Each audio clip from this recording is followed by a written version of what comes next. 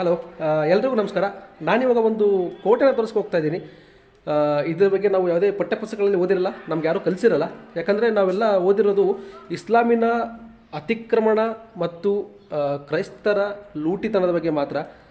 ಅವುಗಳನ್ನೇ ಪಠ್ಯಪುಸ್ತಕಗಳಲ್ಲಿ ಹೇರಳವಾಗಿ ತುಂಬಿಸಿದರ ಕಾರಣ ನಮ್ಮ ಕೆಲವು ಕೋಟೆಗಳ, ಕೆಲವು ಅರಸರ ಬಗ್ಗೆ ಯಾವುದೇ ಮಾಹಿತಿ ಕೂಡ ನಮಗಿರಲ್ಲ. ಅಂತಹ ಒಂದು ಕೋಟೆಯನ್ನು ನಾನು ಇವತ್ತು ನಿಮಗೆ ತೋರ್ಸಕ್ಕೆ ಹೋಗ್ತಾ ಇದ್ದೀನಿ. ಜಾಸ್ತಿ ಟೈಮ್ ವೇಸ್ಟ್ ಮಾಡೋದು ಬೇಡ, ಬನ್ನಿ ಹೋಗೋಣ.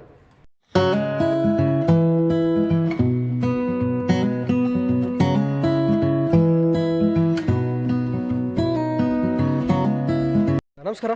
ನಾನು ನಿಮ್ಗೆ ಇವಾಗ ಒಂದು ಫೋರ್ಟ್ನ ತೋರಿಸೋಕೆ ಹೋಗ್ತಾ ಇದ್ದೀನಿ. ಜಲದುರ್ಗದ ಕೋಟೆ. ಇದ್ರ ಬಗ್ಗೆ ನಿಮ್ಗೆ ಯಾರು ಅಷ್ಟಾಗಿ ಹೇಳಿರಲ್ಲ, ಯಾಕಂದರೆ ಈ ಕೋಟೆ ಪೂರ್ತಿ ಶಿಥಿಲಗೊಂಡಿದೆ. ಅಷ್ಟಾಗಿ ನೋಡೋದಕ್ಕೆ ಒಂದು 3-4 ಪ್ಲೇಸ್ ಬಿಟ್ಟರೆ ಬೇರೆ ಯಾವುದು ಅಂತ ಹೇಳ್ಕೊಳ್ಳೋಂಥ ಜಾಗಗಳಿಲ್ಲ ಇಲ್ಲಿ.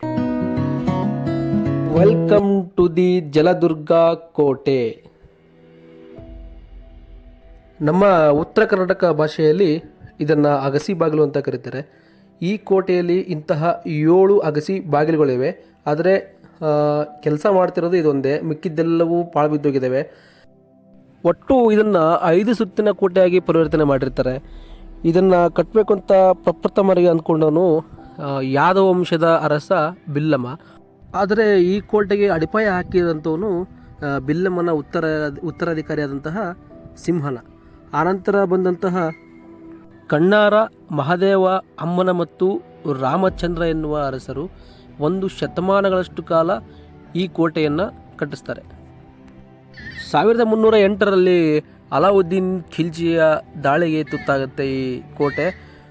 ಈ ಕೋಟೆಯನ್ನು ಅವನು ವಶಪಡಿಸಿಕೊಂಡ ನಂತರ ಇಲ್ಲಿಯ ಸಂಪತ್ತನ್ನೆಲ್ಲ ಕೊಳ್ಳೆ ಹೊಡೆದು ಹೋಗ್ತಾನೆ. ಆಮೇಲೆ ಇಲ್ಲಿ ಒಂದು 40-50 ವರ್ಷಗಳ ಕಾಲ ಖಿಲ್ಜಿ ವಂಶದ ಸಾಮಂತರಾಗಿ ಕೆಲವು ಅರಸರು ರಾಜ್ಯವನ್ನು ಆಳ್ತಾರೆ. ಇವರ ನಂತರ ವಿಜಯನಗರದ ಅರಸರು ಈ ಕೋಟೆಯನ್ನು ವಶಪಡಿಸಿಕೊಂಡು ಇದನ್ನು ಇನ್ನೂ ಸ್ವಲ್ಪ ಆಧುನೀಕರಣಗೊಳಿಸಿ ಆಳ್ವಿಕೆಯನ್ನು ಮಾಡ್ತಿರ್ತಾರೆ. ಆನಂತರ ವಿಜಯಪುರ ಸುಲ್ತಾನರು ವಿಜಯನಗರದ ಸಾಮ್ರಾಜ್ಯದ ಮೇಲೆ ದಾಳಿ ಮಾಡಿ ಈ ಪ್ರದೇಶವನ್ನು ತಮ್ಮ ವಶಪಡಿಸಿಕೊಳ್ತಾರೆ. ಸುಮಾರು 190 ವರ್ಷಗಳ ಕಾಲ ಈ ಕೋಟೆಯನ್ನು ಆಳಿದ ವಿಜಯಪುರ ಸುಲ್ತಾನರು ಈ ಕೋಟೆಯನ್ನು ಸಂಪೂರ್ಣವಾಗಿ ಕಟ್ತಾರೆ, ಸಂಪೂರ್ಣ ಬಲಿಷ್ಠ ಕೋಟೆಯನ್ನಾಗಿ ಮಾಡ್ತಾರೆ. ವಿಜಯಪುರ ಸುಲ್ತಾನರ ಆಳ್ವಿಕೆಯ ನಂತರ ಗುಂತಗುಳ ಹಾಗೂ ಸುರಪುರದ ಅರಸರು ಈ ಕೋಟೆಯನ್ನು ತಮ್ಮ ವಶಪಡಿಸಿಕೊಂಡು ಸ್ವಲ್ಪ ವರ್ಷಗಳ ಕಾಲ ಇದನ್ನು ಆಳ್ತಾರೆ. ಸುರಪುರದ ಅರಸರ ಇತಿಹಾಸದಲ್ಲಿ ಅತಿ ಹೆಚ್ಚು ಜನಪ್ರಿಯ ಅರಸ ಅಂದರೆ ರಾಜ ವೆಂಕಟಪ್ಪ ನಾಯಕ ಅವರು. 1858ರಲ್ಲಿ ಹೈದರಾಬಾದಿನ ನಿಜಾಮರ ಜೊತೆ ಸೇರಿ ಬ್ರಿಟಿಷರು ಈ ಪ್ರದೇಶದ ಮೇಲೆ ದಾಳಿ ಮಾಡ್ತಾರೆ. ಈ ಯುದ್ಧದಲ್ಲಿ ಸುರಪುರದ ಅರಸರಿಗೆ ಸೋಲಾಗುತ್ತೆ. ಆನಂತರ ಈ ಪ್ರದೇಶವನ್ನು ಮತ್ತು ಉತ್ತರ ಕರ್ನಾಟಕದ ಕೆಲವು ಭಾಗಗಳನ್ನು ಬ್ರಿಟಿಷರು ಹೈದರಾಬಾದಿನ ನಿಜಾಮರಿಗೆ ಕಾಣಿಕೆ ರೂಪದಲ್ಲಿ ಕೊಡ್ತಾರೆ. ಸುಮಾರು 90 ವರ್ಷಗಳ ಕಾಲ ಈ ಪ್ರದೇಶವನ್ನು ಆಳಿದಂತಹ ಹೈದರಾಬಾದಿನ ನಿಜಾಮರು ಈ ಕೋಟೆಯನ್ನು ಭಾಗಶಃ ನಾಶ ಮಾಡ್ತಾರೆ.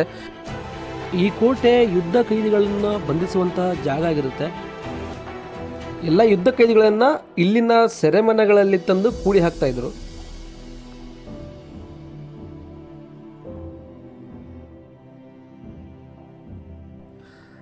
ದೂರದಲ್ಲಿ ನಿಮಗೆ ಗೋಪುರದ ಟೈಪ್ ಕಾಣ್ತಿದೆಯಲ್ಲ, ಆ ಗೋಪುರ ಮತ್ತು ನಾನಿವಾಗ ತೋರಿಸಿದಿರಲ್ಲ ಈ ಗೋಪುರದ ಮೇಲೆ ನಿಂತು ರಾತ್ರಿ ಹೊತ್ತು ಸೈನಿಕರು ಕೋಟೆಯನ್ನು ಕಾಯ್ತಾ ಇದ್ರು. ಅವರ ಕೈಯಲ್ಲಿ ಬೆಂಕಿಯ ಪಂಜುಗಳನ್ನು ಹಿಡಿದುಕೊಂಡು ನಿಲ್ತಿದ್ರು ಅಂತ ಹೇಳ್ತಾರೆ. ಯಾಕಂದರೆ ರಾತ್ರಿಯ ಹೊತ್ತು ಅವರ ರಾಜ್ಯದ ಮೇಲೆ ಯಾರೂ ದಾಳಿ ಮಾಡದೇ ಇರಲಿ ಅನ್ನೋ ಕಾರಣಕ್ಕೆ. ಇವಾಗ ಈ ಥರ ಆಗೋಗಿದೆ. ಅದು ನಿಮಗೆ 2 ಗೋಪುರ ಕಾಣುತ್ತೆ, ಮಿಕ್ಕೋದು ಯಾವುದು ಕಾಣಲ್ಲ, ಎಲ್ಲನೂ ಬೀಳಿಸ್ಬಿಟ್ಟಿದ್ದಾರೆ. ಸುಮಾರು 800ನೇ ಇಸವಿಯಿಂದ ಸುಮಾರು ಅಂದರೆ 600-700 ವರ್ಷಗಳ ಕಾಲ ಈ ಕೋಟೆಗಳನ್ನು, ಸುಮಾರು ಕೋಟೆಗಳನ್ನು ಭಾರತದ ಅರಸರು ಆಳಿದ್ದಾರೆ. ಆದರೆ ಈ ಕೋಟೆಗಳ ಬಗ್ಗೆ ನಾವೆಲ್ಲೂ ಓದೋದೇ ಇಲ್ಲ, ಎಲ್ಲೂ ಕೇಳಲ್ಲ, ನಮಗೆ ಯಾರೂ ಹೇಳಲ್ಲ.